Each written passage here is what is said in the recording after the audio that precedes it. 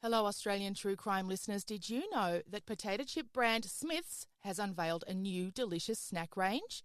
Allow me to introduce you to the new Smith's Poppables that still has that potato crunch and irresistible flavour, but is light and airy and popped to perfection. Smith's Poppables add a bit of playfulness and fun to any snacking occasion and are great for sharing with family and friends. Emily and I have started snacking on them between podcast records. The Poppables range features 2 flavours, sweet chilli and sour cream and cheddar cheese, available now in Coles, Woolworths, independent supermarkets and petrol and convenience stores. So go grab yourself a pack of Smith's Poppables for a light and tasty snack. And keep things light and airy with delicious Smith's Poppables. One pop and you're in love. We acknowledge the traditional owners of the land on which this podcast is recorded.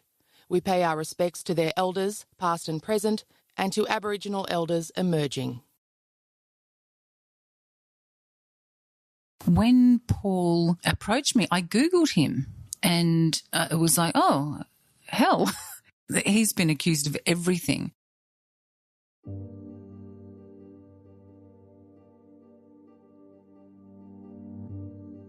That's our friend, author Vikki Petraitis, and the man she's talking about is our guest today, Paul Dale. Although he is better known as disgraced former drug squad detective Paul Dale. One of the things he's been accused of is organising the murder of Melbourne underworld figure Carl Williams.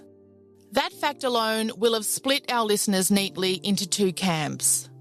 Some of you, those with encyclopedic knowledge of Melbourne gangland, like me, frankly, will be absolutely ready to go.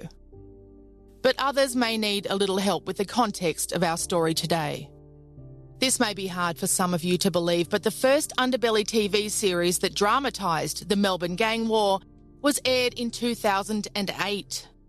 That's 12 years ago now, so a lot of you were too little to watch it. Now that I've depressed everyone else who remembers it very clearly, think about this.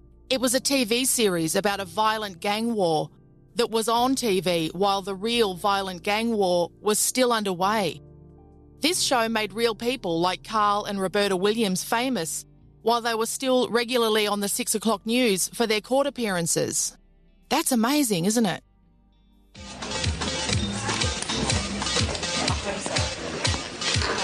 Excuse me, ladies. Oh, you fat asses are stuck to their chairs, are they? Where are you going, Roberta? Going to the fucking dunny. Do you want to come and watch? Nobody ever called Roberta Stevens a shrinking violet. Yeah, you But Carl Williams didn't care about her mouth. He knew he'd found his princess. I'm going to be a bloke that makes so much dough, I can buy a chick like you whatever she wants. Carl Williams. Underbelly was based on the book Leadbelly by Andrew Rule and John Sylvester, which is the Bible for anyone who wants to know more about this very strange time in recent history. Andrew Rule's podcast, Life and Crimes, is an excellent resource for keeping up with breaking developments and also extra special anecdotes from back in the day as they pop into his mind. Here's one about Carl and some notable associates showing an old friend a night out.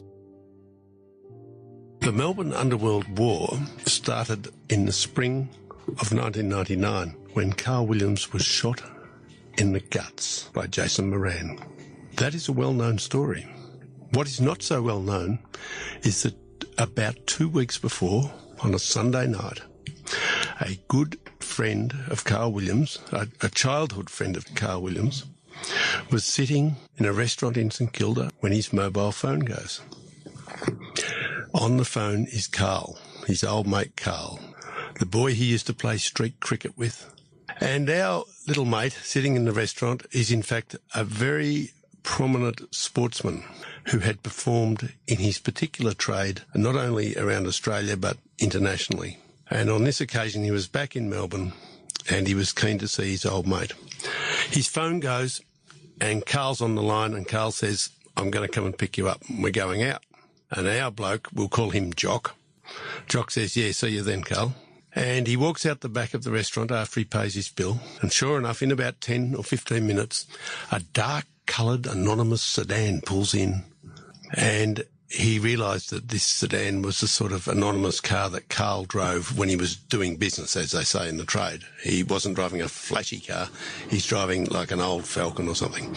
And this car was sitting quite low on its springs. It was fairly well loaded. And one reason for that is that Carl's driving, and Carl was no lightweight. And in the seat next to him on the passenger side is the late Dino Dibra, who was a gunman and kickboxer of some renown, and a thug and a lout and a criminal and a drug dealer from the western suburbs. And in the back seat is a little tough-looking man, little hard-looking man, who's about the size of a jockey. And our friend Jock shakes hands with him and finds out that his name is Andrew Veneman, otherwise known as Benji. So who we have in this car are Carl Williams, the rising drug dealer of Melbourne at that stage that no one really knew about, and two of the people who would become very feared gunmen in Melbourne over the next few years. The car turns left and then it turns right down into the Nepean Highway. So it goes past Brighton and it goes past all those Bayside suburbs, and Jock is wondering where they're going. And he's starting to worry a little bit because it doesn't look anywhere interesting and it seems to be a long way. And by the time they get to Mordialloc, he says, "Carl, where are we heading?" And Carl says something non-committal like, "Oh, we're just going for a drive. We're going to see a fella." And Jock knows when to shut up, so he shut up. And they keep going. They go to Frankston. They go through Frankston. They keep bypassing all the towns down the way. It's getting quite late by this. And eventually they get to Hughes Road. Carl sees the sign, turns left into Hughes Road, and he drives up Hughes Road over the sand dunes and into a large car park. And this car park is known as the Cunha Beach car park for the very good reason that it is directly above Cunha Beach, which is one of the wildest, roughest little beaches on the ocean side of the Mornington Peninsula. This is over on the rough side near where Harold Holt was drowned. And it's very rough water, and no one's going to be there on a Sunday night at this time of year. The car park's empty, and there's just a set of steps and a path leading down from the car park into acres and acres of tea tree and other scrub. Jock is very puzzled about what they're doing there, and Carl turns around, looks at him and says, "Mate, I've finished my drink. Can you hop out and go to the boot and get me another can of drink?" He said, "There's an esky there. You'll see it." Jock, being a good mate, he hops out and he walks around to the boot, lifts the boot, and he looks inside it, and it's all lined in black plastic. The boot is lined in black plastic, and it's not an esky as such there. There's two white tubs, those big white tubs that look a bit like eskies, but they're the white tubs that are commonly used at the fish market and at abattoirs. And he lifts up the lid of one of them and he looks inside and he thinks, "Oh, what's this? There's no cans of drink there. There's all meat in here. They must be going to have some sort of midnight barbecue." As he's looking at the esky full of meat, he realises the truth. He sees a hand sticking out, a human hand. The three fellows in the car thought this was a wonderful joke. They'd pulled this joke on their unsuspecting mate. He swore at them and was fairly shaken. He didn't think it was really good.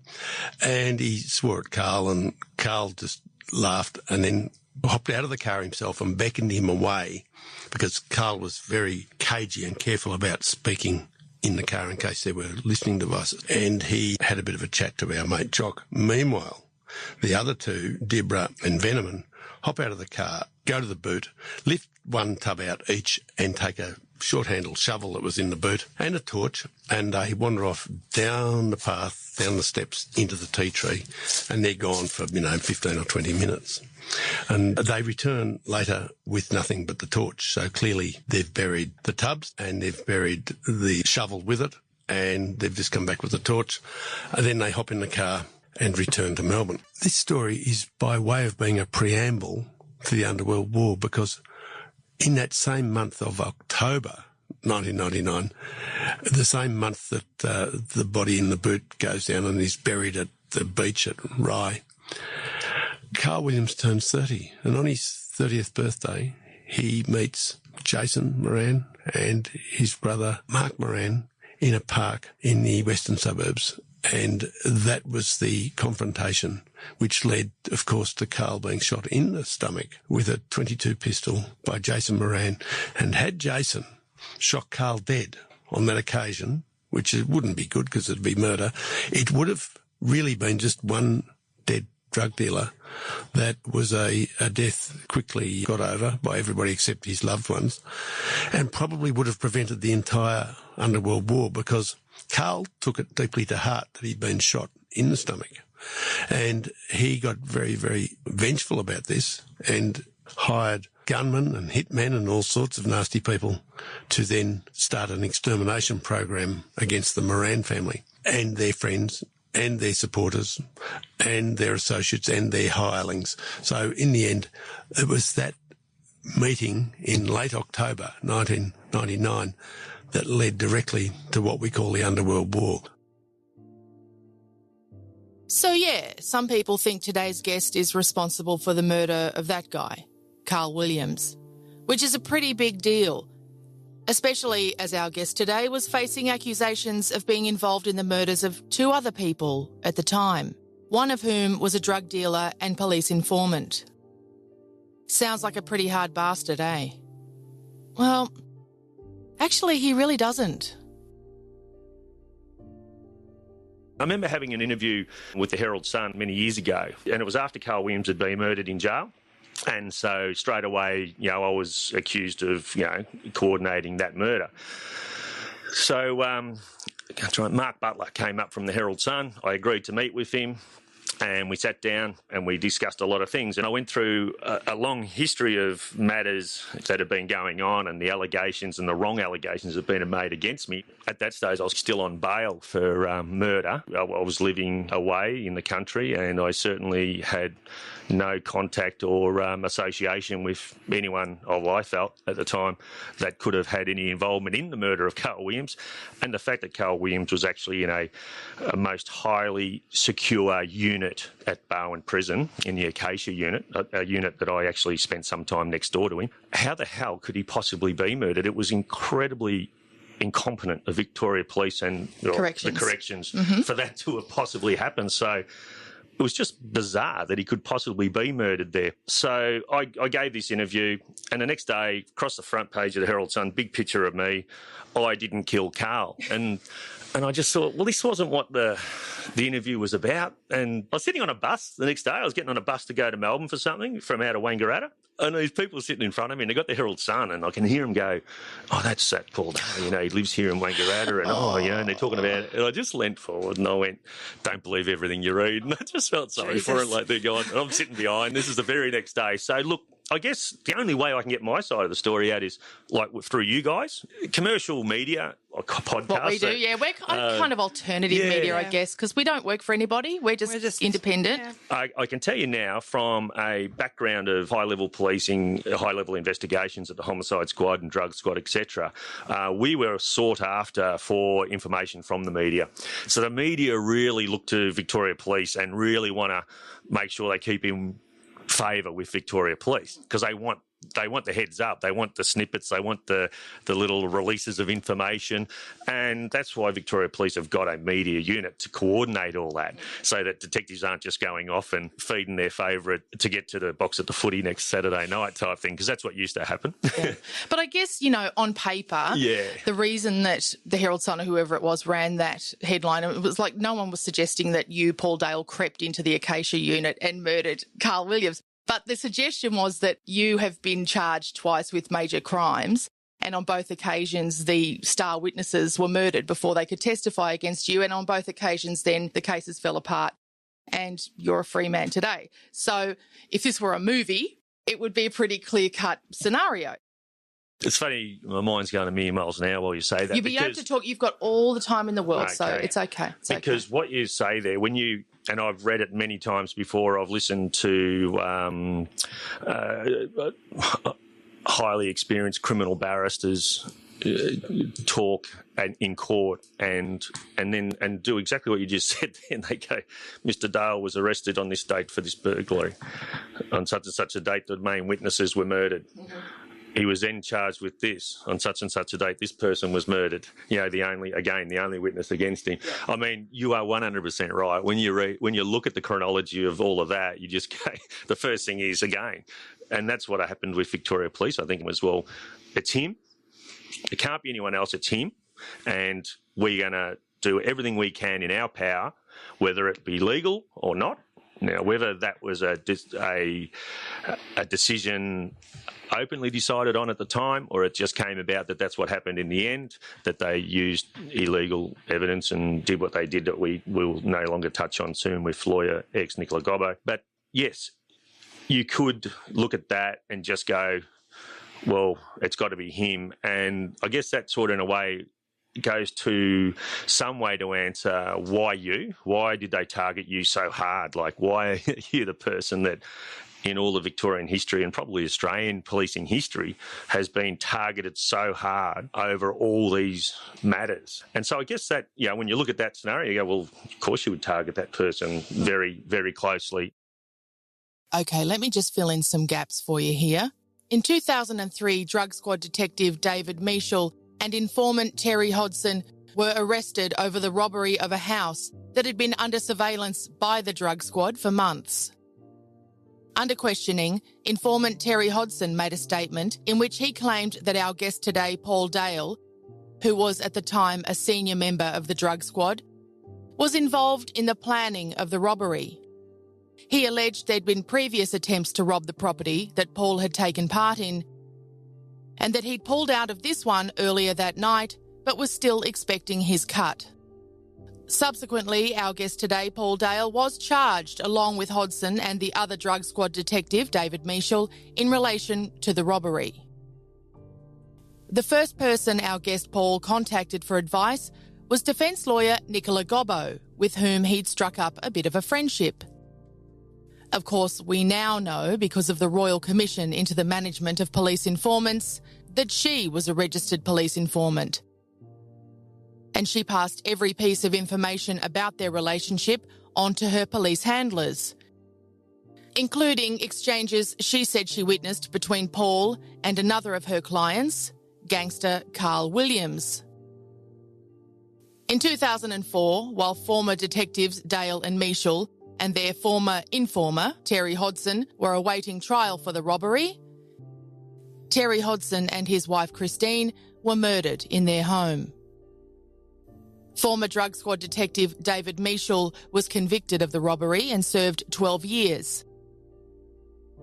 But without Terry Hodson's evidence, the case against our guest today, Paul Dale, fell apart. 5 years later, in 2009, our guest Paul Dale was charged with commissioning the murders of Terry and Christine Hodson. The prosecution alleged that Paul had engaged gangster Carl Williams to organise the hit, and that well-known gunman Rodney Collins had carried out the job. Lawyer Nicola Gobbo was a witness in the case, and conversations she'd secretly recorded between herself and our guest Paul were entered as evidence. Once in jail, gangster Carl Williams began informing on the former detectives, Paul Dale and David Michel, and no doubt many others, in return for lucrative financial inducements from Victoria Police, including the payment of his father's $700,000 tax bill and private school fees for his daughter. Which is why, when gangster Carl was beaten to death in 2010, and again there was no one left to give evidence against our guest today, Paul Dale, and therefore the case fell apart, some people looked at Paul when wondering who'd organised that hit. Ultimately, though, Carl's cellmate Matthew Johnson was the only person convicted for his murder. He was filmed carrying it out on CCTV. But the fact that Paul had some history with the only other bloke in the room didn't help his claims of non-involvement. But when you work in the drug squad, you get to know drug dealers, right? And as you get to know Paul Dale better, you'll realise that anything is possible in his world. If he's to be believed, he's been unfairly singled out, bullied, misrepresented and victimised by everyone from Australia's biggest ecstasy syndicates to our most well-respected journalists and Victoria Police, the entire organisation. If he's lying, he's a more terrifying sociopath than all of those gangsters put together. And all of those things are definitely possible. But by far the most baffling thing for me at this point is why he would choose to attract any more attention to himself by releasing a book. instead of just leaving it all well alone. In fact, it's an update of his memoir, co-written by Vikki Petraitis, called Cops, Drugs, Lawyer X and Me. I guess the answer doesn't change from back then to now, even though now I've got a Royal Commission backing up everything that I initially made claim to in my first book. I wouldn't go that far, but anyway, go on. Okay. But yeah, so I guess it's a matter of what's been portrayed through the media over such a long period of time has all been the police's spin on it. Yeah, they have a very powerful media unit. I was just Paul Dale, the accused corrupt copper. So any try and attempt to speak to the media about exactly what did actually happen along the way of all these different allegations and etc. was just taken without any interest at all. You say, don't you want to just leave it? Yeah. So 2003, I think, was the first arrest. I don't think I've ever had more than about 18 months, maybe 2 years, stretching it, that I haven't been called to some inquiry. So I haven't been able to let it go. I've been to 12 compulsory hearings. People wouldn't know that. No, I didn't. So I'm never, ever going to get my reputation back. I am recognised most places I go. It's not recognised in a good way. And so I understand that, and I've come to live with that. But I haven't been able to move on with my life because they just keep dragging me back in. They were throwing charges at me their early days that were just so ridiculous. It was so frustrating, and and so many times you lost faith in the system because you're thinking, how can this possibly be allowed to happen? How can I be charged? Well, initially there were 23 charges of misleading or lying to the Australian Crime Commission, and the whole basis of every one of those charges was based on a statement made by Carl Williams that said, for an example, one of the charges was, well, I met Paul Dale in a noodle box, Centre Road, Keilor, Centre Way, Keilor, noodle box. And he handed me documentation that was to assist me. So I think when I got my defence organised and we went down and had a look, there was no noodle box in Centre Way, Keilor. Never has been and never was. They didn't even bother to follow up any of these allegations. They just simply went, well, we can't get him on. We haven't been able to get him on this. We haven't been able to get him on that. Let's just give this a run. And you know what? The worst thing about just giving this a run is Paul Dale's now charged with 23 counts that goes all the way to the Supreme Court that costs me over $400,000 of my own money to defend myself. Otherwise, what do? If you can't defend yourself? And to defend myself, I have to sell my business. Otherwise, I lose my house. Yeah, who's got $400,000? Exactly. So they knew it was a tactic, and it has been for many years. And it was a tactic that I used, unfortunately, when I was in the situation where we'd arrest someone, we charge them with 10 different counts, knowing that there was no evidence of the 9, but we got him on one. Or at least I was confident we had him on one. But as I used to say to him, look, you might beat this, but this is going to cost you a hell of a lot of money to beat it. And a lot of the time these drug dealers, high-level drug dealers, had that money. That was part and parcel of their gig. They knew that was a risk. I didn't have that money. It wasn't something that not my life going around committing crimes knowing, I get caught, I've got the money stashed away there to get a good lawyer, well, in the end, a good lawyer was Nicola Copper. Yeah, we'll get to that. Yeah. When you first came into the drug squad, did you become aware of corruption? I asked that, because I've never honestly met anyone who spent time in the drug squad who doesn't say, yes, of course, there was corruption in the Victorian drug squad. Yes. No, that's right. It was. Generation after generation. Correct. Yeah. No, that's right. So the drug squad, as it was called, the drug squad back in the probably right through till early 2000s was the drug squad under Chief Commissioner Christine Nixon, and she came in from New South Wales. One thing that she really wanted to do was close down the drug squad because her history in New South Wales was that they were all corrupt. So I don't want the same thing happening here in Victoria.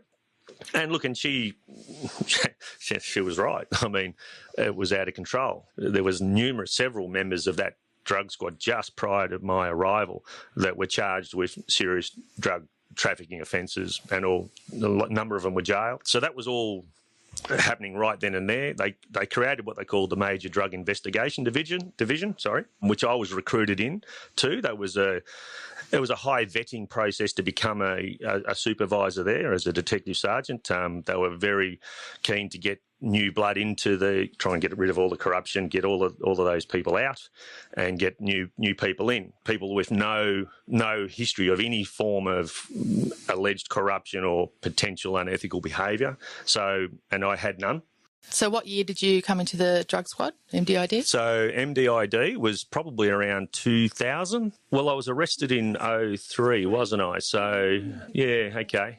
Did you know what months. you were going into when you went in there? Like, how do you navigate that as a copper who's trying to do their job and you're going into a squad that is known for questionable practices? Yeah, look, I guess something I never really considered. Wasn't something at all that was in my mind when I applied for the position, sat the interviews, and then was selected.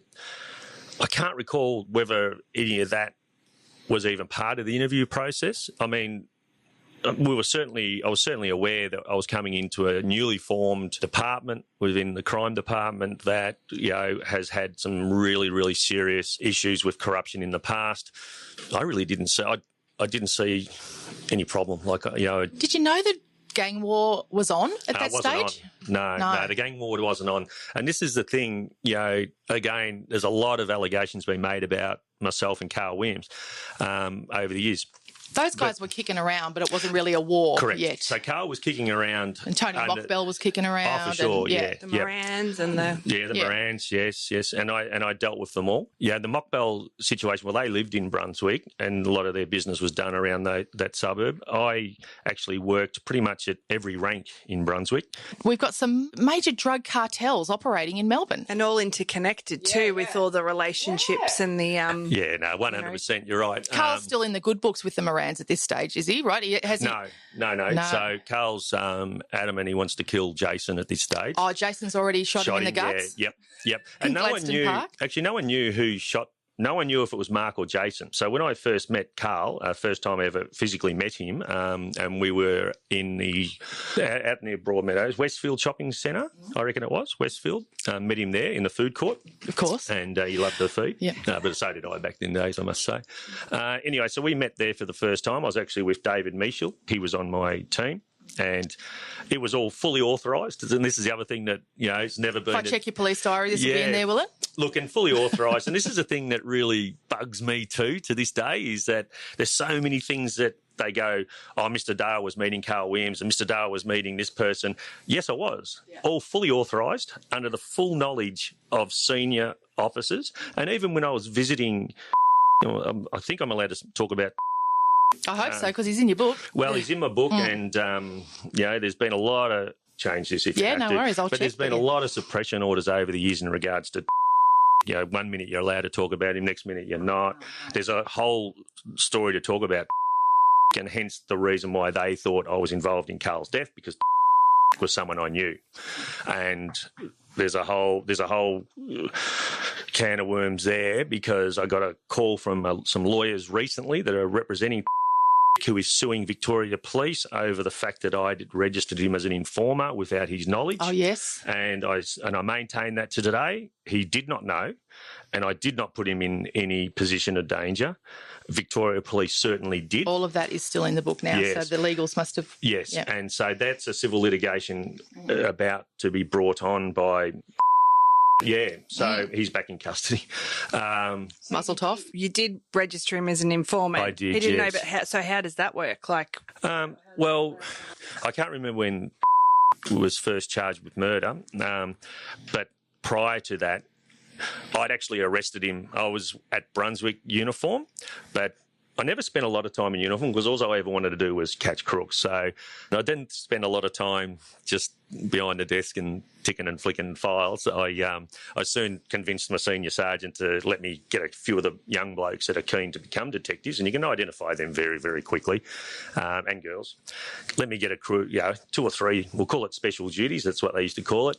I'll go and hit up a car yard down the road and see if they'll lend me an old car, which they always used to do because they were happy because the car yards used to get broken into or damaged, and we'd say, look, we'll do a little bit of undercover work and keep an eye on the crooks. So part of that, he was in Brunswick. We believed he was involved in some cannabis cultivation. A lot of back then, a lot of people were doing cultivation of cannabis in houses. They were renting houses and turning the whole place into a cannabis crop. Oh, yes. I remember seeing them on the news, you know. it was huge. The whole house. It was huge. So we thought he was involved in in a couple of those. So one thing led to another, and we raided his parents' houses, which is where he lived in West Brunswick. He wasn't there. We found one ecstasy tablet in a coat pocket, in a cupboard, in his brother's bedroom. And his brother was overseas. So that was the evidence we had against. So one ecstasy tablet. One ecstasy tablet in his brother's jacket in his brother's room. So the brief, back in the day, the brief of evidence gets put together. I put a recommendation on it that there is no evidence to charge him, so request non-authorisation. My senior sergeant looks at the brief, goes through it and agrees with me, and never charged. But I have been accused so many times of fabricating the reasons why he wasn't charged, but they're the facts. That's the facts of the case. There was no way he could possibly be charged. But as a result of that, though, I knew was moving in the right circles, you know, as in criminal circles. Well, that's my belief. I think it's been founded probably in recent years. So I used to, well, not only me, the detectives back at Brunswick back in the day, we used to drink at this pub called the Union Hotel. And the Union Hotel was full of characters. So you had your crooks, one area of the bar. Over time, it became a bikies pub, and they used to use the back area. But there was the crooks, there were other crooks, and then there was the detectives in this corner. It's amazing. It was a strip. It was not a authorised strip club, I don't think, although I don't know whether he needed a licence. Can I ask a practical question about drinking at the same bar? Yeah. When you pass each other to go to the toilet or something, yes, do you stop the conversation? Like if you have to pass the crooks to go to the toilet or what? Shh, there's police coming. Or shh, crooks are coming. Stop talking about. Okay, so again, that pub was a notorious pub, and the toilets were out the back, and they were like a concrete little block out the back. And you certainly needed to be mindful that you didn't find yourself out in those toilets one up. Yeah. So you certainly scanned. Yeah. Because there were some really heavy-duty crooks over the years that drank there. I'm sure there were some heavy-duty cops that drank there too. No, there was. And I'd run into a few times, and he knew the owner, and I knew the owner, and so... That poor bastard, by the way. Well, I was really keen to try and get friendly with because I could see if I can get him to talk to me in any way, shape or form. And look, and a lot of the time the shape and form was they'd give you information about their enemies. I'm not saying he ever did, but that's normally what they would do. We've been told that crims are the biggest gossips out. What are they? What do they call them? Gigs or something? Gigs, yeah. Gigs, another informer word in gig, so if a crook gossiped to you, you would write him up as an informant without his knowledge? No, not at all, no. So this was a self-serving reason for writing him up as an informer. Okay. Back in those days, the process of registering an informer was just so ridiculous. It was basically fill in this one-page form, name, address, I think. I don't know if it even had an address, so some of these guys wouldn't have an address, but you might make one up.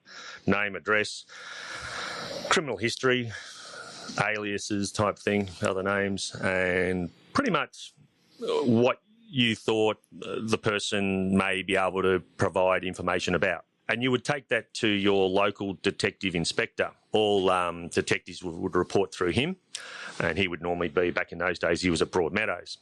And it was actually a Inspector Porter that was the inspector at the time that I got to approve the registration of.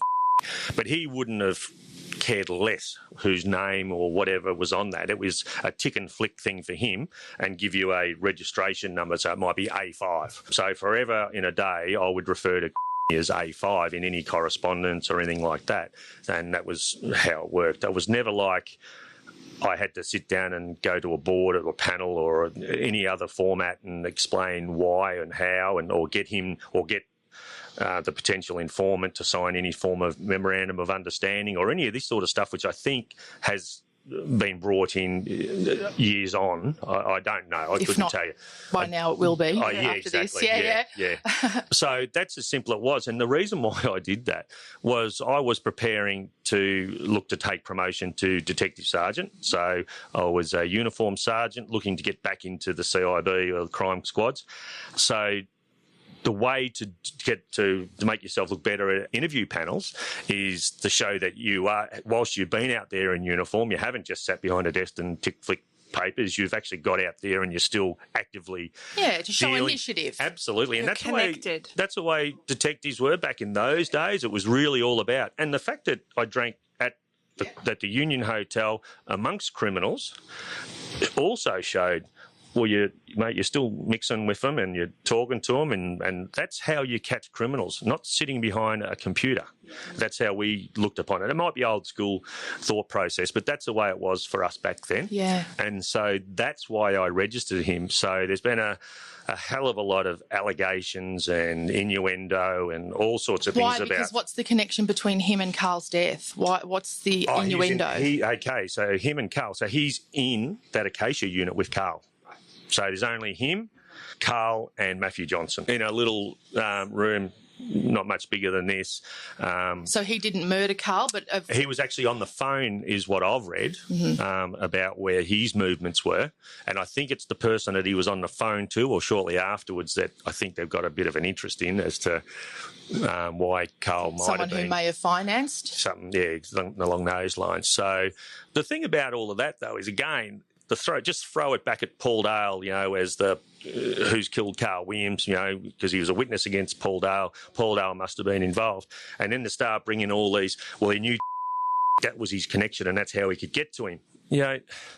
Do your homework before you start saying that stuff, have a look at what Paul Dale's connection was with and what connection has he got now? I hadn't seen since he was, I visited him a couple of times in jail, authorised visits whilst on duty, and those visits had to be authorised by an inspector or above, fully authorised, and reasons why you were going to see them. So, but again, all you hear is he visited him in jail, still had the contact and all that, which is just... The visits in jail happened in about 2002. What was Carl's murder? 2010? So we're talking 8 years. So what I tried to do even back in those days, and the first time I met with Carl Williams, and as you say, knowing that you've gone to the drug squad that's got a history of corruption and all these sorts of things, so you do things to try and protect yourself. So I asked to get a covert tape recording for when I went and met with Carl. Not the old buddy big tape recorder set would just be ridiculous. This was the first time Carl Williams was willing to speak to an investigator, off the record in a way, or on the record, well, certainly on the record for me.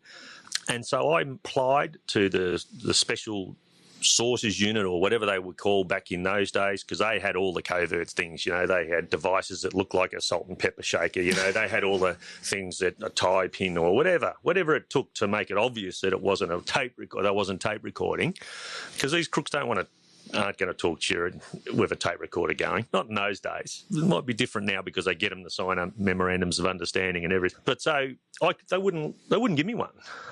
So I'm sent off there to meet with him without that ability to corroborate what was said and done.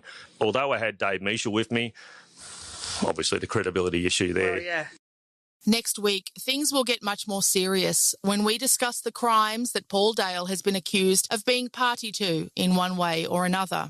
As he's mentioned, he was at one point charged with murder. In fact, he was arrested by none other than our very own Charlie Bazina. So the grounds must have been solid. The key witnesses against Paul Dale were Carl Williams and lawyer X herself, Nicola Gobbo. Williams claimed he was a go-between for our guest today and notorious hitman Rodney Collins, whom he claimed actually carried out the murder. For her part, Gobbo recorded a conversation with our guest Paul in which he told her, "Carl's clear," and made a very in-depth statement against me. When Miss Gobbo questioned its accuracy, Paul Dale replied, "Very accurate. Very accurate to the point of every single time we met, he seems to have documented it." More on that next week, but for now, Paul says that he had some very innocent encounters with Carl Williams over the years that were willfully misconstrued later, like this one. I got an award for a Chief Commissioner's certificate for work done on the Gary Silk Rod Miller murder investigation. So I was on the Lorimer Task Force for that 2 years. It took us to finally arrest, charge and convict Bendali Debs and Jason Roberts. Anyway, sometime later, and I was at the drug squad at the time, when we were... that task force was awarded a chief commissioner, but it was delivered to us by the Governor General at the time. It was done at Government House. After that was done, me and a group of friends and family and kids and everyone went down into Bay Street, Port Melbourne, to have lunch. And lo and behold, there's Carl Williams, Georgie's dad, and a number of other of his gang sitting over at a table. At that stage, I'd charged. So we've got off on a tangent there with because he was there that day, and hence the rubbish that's been said about my possible association and knowledge of him. So I've gone in to order a coffee, and George and Carl and they've come up to say hello. And I'm there with my wife, my child, other police and their families and their kids. And I'm like, oh, great. Basically, it was a hello. But years on, that meeting was apparently a planned meeting. Another one of your meetings with Carl. Yeah, and it says that, he was present and he was standing there, and I said hello to him, and that's about as far as it went. And I think he also makes comment that I handed him stuff and all this sort of stuff, all these allegations. But when you look at the reasons why these guys said that stuff, like we'll get to at some point, but he's a guy that was implicated in several murders. But to give evidence against me, years later, I'm reading The Age, and John Sylvester's got this headline about what's in a nickname type thing, and he's going on about, and because he reckons my nickname was Killer. And he's telling the story about me, and he's saying how many years ago when I was at the armed robbery squad that I'd allowed to jump out of the police car and run away on our way to court. I'm looking at reading this, this big story, and I'm like, I was never at the armed robbery squad then. I never had anyone escape from me on the way to jail. And then it was like years later, here I am with and all that again. I was pissed off. And I actually, you know what? I went and sought legal advice. I'm like, I'm over this. Look, I can categorically prove this one's wrong. I went and found a detective that actually was the detective in the car that did fall asleep. That's what I was going to ask you. Was it actually it's a true story, but someone else? Yes. Next week, we'll focus more on the details of the crimes that Paul Dale has been accused of being involved in, including the murders of Terry and Christine Hodson. And the week after that, we'll speak to their daughter, Mandy. Next up, though, Vikki Petraitis on why she chose to help Paul Dale write his memoir. And thank you to these patrons: Brett Edwards, Lindsay Hodge, Felicia Taylor, Rihanna Geeson, and Almedalia Gonzalez. We'll be announcing an Australian True Crime National Tour very soon, featuring 2 very special guests. And our patrons will have access to some special perks. So it's a great time to sign up if you haven't already at patreon.com/Aust True Crime Pod, like these good people: Ashley Griffiths, Christine Bice, Glenn Brister, Benjamin G, and Marie. Just Marie. Vikki Petraitis has written many classic true crime books, but this one, Cops, Drugs, Lawyer X and Me with Paul Dale, is a bit of a departure for her for a number of reasons. She and Emily took some time to discuss the issues around writing true crime. It all came about when a friend of his got in touch with me, and Paul was seeking an author to do his book. I probably have about, 5 minutes a year when I'm free to take on a new project. So I work full time, writing my books, running my classes on the weekend. I never read the paper. I never watch the news. And I know that sounds really bad for a crime writer, but I just don't have time. So when Paul approached me, I Googled him, and it was like, oh, hell. He's been accused of everything. And another thing that I didn't do up until or prior to Paul's story is I wasn't particularly interested, aside from watching Underbelly like we all did, I wasn't particularly interested in gangland, because the work that I did as a crime writer, say for the Frankston murders, it was really about how does a community survive an onslaught of violence, and how do we make sense of it? And all my books have really been about the people and really been about motivation and resilience. And, you know, Gangland, it really held no interest to me as a writer because the motivation, I think, was clear: to make a lot of money and to wield power and violence. And it's not something that I want to spend a year of my life writing about, because that's what you do when you decide to do a book.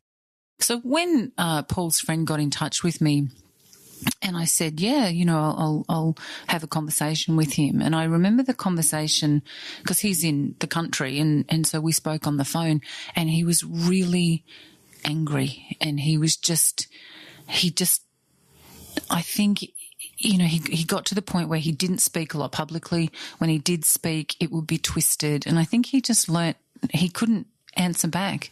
And as a consequence, the newspapers would accuse him of everything, and even stuff that he clearly couldn't have done and had nothing to do with. It just, he was absolutely existing outside of the law of slander or defamation, because if you're slandered or if someone defames you in print, you have to prove that it's ruined your reputation. And as one of his lawyers clearly said to him, Paul, your reputation's so far down the toilet, no one can ruin it. So he was living in this world where the media could ruin his reputation, and remembering he's never been convicted of anything, and then they could say whatever they wanted about him, true or not, with immunity, because his reputation was ruined. So it's crazy town. It really was crazy town. I felt sorry for the predicament that he was in. It's interesting what you say about interest or lack of in the gangland stuff, because I was probably in a similar vein. I've always been more interested in exactly what you said about the ripple effect of these kind of crimes on communities. And it's only really since doing this podcast and, you know, being more immersed in this world of true crime that we're both in, that you realise there's so many threads, so many interlinking threads with this gangland story. So I understand why when Andrew Rule and John Sylvester wrote the Underbelly books, it really sparked people's attention. But then all roads seem to lead to Charlie Bazina or the Morans or Carl Williams. So I think the interest has really picked up after quite a number of years of it being quiet, especially with the Lawyer X inquiry. Because I didn't know who's who in the zoo, I had to do a lot of research to find out who was connected to who. And that became really, really important, because if you had things like Tony Mockbell was connected to the drug house at Dublin Street that was robbed, and he's connected to Carl Williams. That was a well-known connection. And Rod Collins is connected to... And Rod Collins was Tony Mockbell's kind of father-in-law, because Mockbell was dating Danielle Maguire, and Rod Collins was living with Joan Maguire, who's Danielle's mum. So once you started to piece all of these things together, you started to get a sense of connectivity that you go, hold on a minute. You know, there was a lot of talk that say that Paul had killed the Hodgsons, and there you've got Carl Williams being paid a lot of money by Victoria Police and the taxpayer to say that he did it, he organised it, but Paul paid him to do it. And then you look at Tony Mockbell and his connections and Carl Williams, and you go, well, did Carl Williams himself have a motive to do it? And then when the police come to him offering him $1 million and his dad's $750,000 tax bill and private education for his kids and a reduced sentence, could he have said, yeah, Dale did it? Like, could he have just dropped Dale into this complex web that he had a motive to be in? And I think the question that keeps coming up in my mind, and we spoke about this before when we were with Paul, is like, why Paul? Why him? You know, people who might think, well, he's got to have some skin in the game here if he's been dropped in it. But then when you talk about the tangled web of all these underworld figures, it sounds like, and especially we're talking with the background of the Lawyer X Royal Commission, for want of a better title, happening, there was a lot of things being offered. There was a lot of people trying to get themselves out of trouble. This is another problem that I had as a citizen.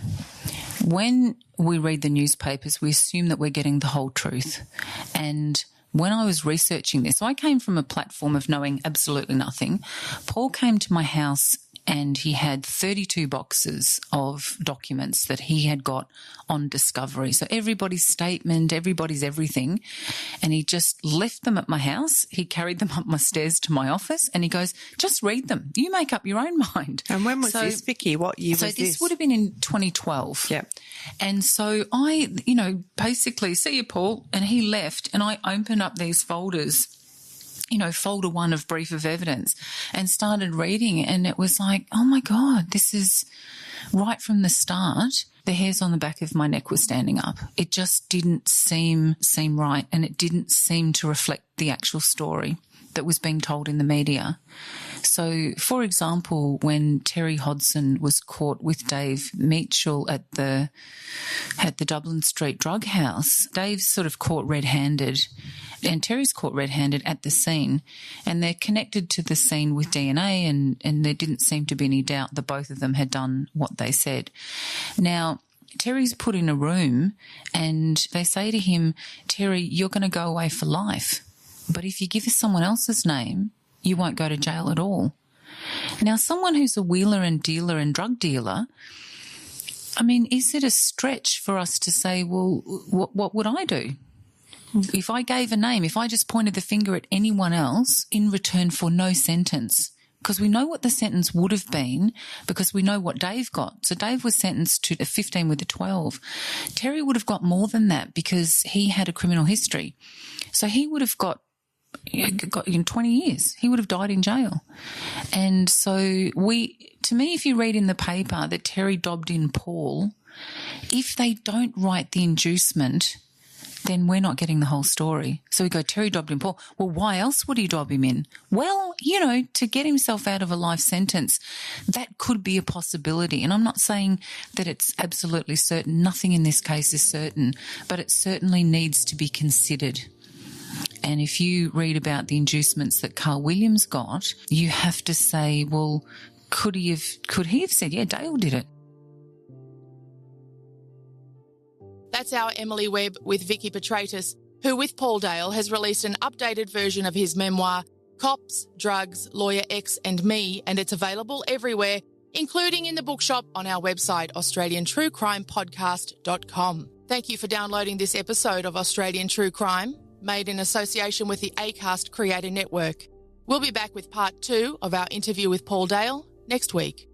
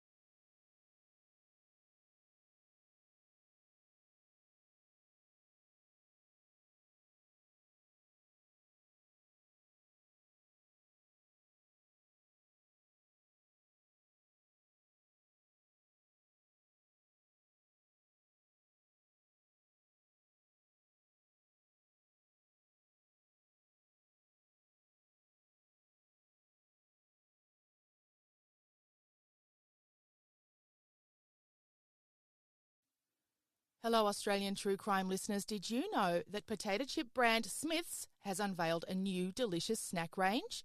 Allow me to introduce you to the new Smith's Poppables that still has that potato crunch and irresistible flavour, but is light and airy and popped to perfection. Smith's Poppables add a bit of playfulness and fun to any snacking occasion and are great for sharing with family and friends. Emily and I have started snacking on them between podcast records. The Poppables range features 2 flavours, sweet chilli and sour cream and cheddar cheese, available now in Coles, Woolworths, independent supermarkets and petrol and convenience stores. So go grab yourself a pack of Smith's Poppables for a light and tasty snack. And keep things light and airy with delicious Smith's Poppables. One pop and you're in love.